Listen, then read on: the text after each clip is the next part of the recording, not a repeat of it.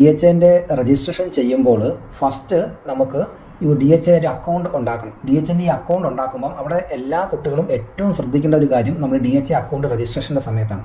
നിങ്ങൾ വേറെ ഏതൊരു ഏജൻസിയിൽ നിന്ന് ചെയ്താലും ഒരു കാൻഡിഡേറ്റ് വൈസ് നിങ്ങൾ എപ്പോഴും ശ്രദ്ധിക്കേണ്ടതും നിങ്ങളുടെ കയ്യിൽ വാങ്ങി വെക്കേണ്ടതുമായിട്ടുള്ള ഡീറ്റെയിൽസുകളാണ് DHA യൂസർ നെയിമും പാസ്വേഡും.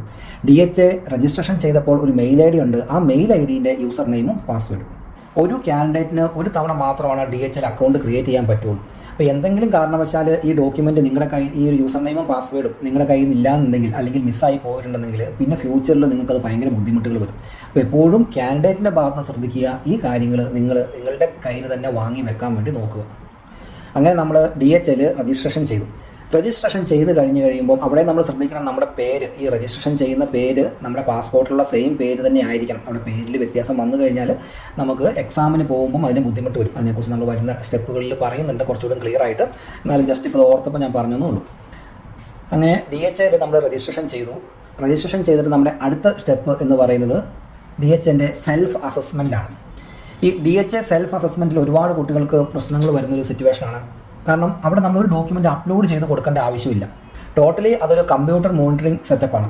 അപ്പോൾ അതുകൊണ്ട് തന്നെ നമ്മൾ എന്തതിനകത്ത് അപ്ലോഡ് ചെയ്ത് കൊടുക്കുന്നോ അതനുസരിച്ച് നിങ്ങൾ എലിജിബിൾ ആണോ നിങ്ങൾ എലിജിബിൾ അല്ലയോ എന്നവർ പറയും.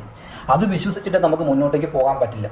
നമ്മുടെ സത്യസന്ധമായിട്ടുള്ള കാര്യങ്ങൾ അതിൽ അപ്ലോഡ് ചെയ്ത് നമ്മൾ കൊടുക്കണം. പക്ഷേ അവിടെ നമ്മൾ എലിജിബിൾ അല്ല എന്ന് പറഞ്ഞാലും അവിടെ നമ്മൾ എലിജിബിൾ ആണെന്ന് പറഞ്ഞാലും അതിൻ്റെ ഫൈനൽ ഡിസിഷൻ എടുക്കുന്നത് നമ്മുടെ ഈ DHA പ്രോസസ്സിങ്ങിലെ ലാസ്റ്റ് സ്റ്റെപ്പിലാണ്.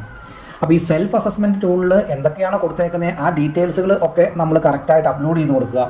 98% കുട്ടികൾ എലിജിബിൾ ആണെന്നാണ് അവർ ചോദിച്ചേക്കുന്ന ഡീറ്റെയിൽസ് കറക്റ്റായിട്ട് അപ്ലോഡ് ചെയ്ത് കൊടുത്താൽ 98% കുട്ടികളും എലിജിബിൾ ആണെന്നാണ് പറയുക.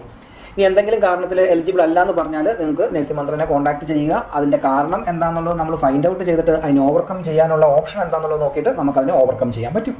ഓക്കെ, അപ്പം നമ്മളങ്ങനെ സെൽഫ് അസസ്മെൻറ്റ് രജിസ്ട്രേഷൻ ചെയ്തു. നമ്മൾ എലിജിബിൾ ആണെന്ന് DHA പറഞ്ഞു. ഇനിയാണ് നമ്മുടെ നെക്സ്റ്റ് സ്റ്റെപ്പ്, നമ്മുടെ എക്സാമിനേഷൻ.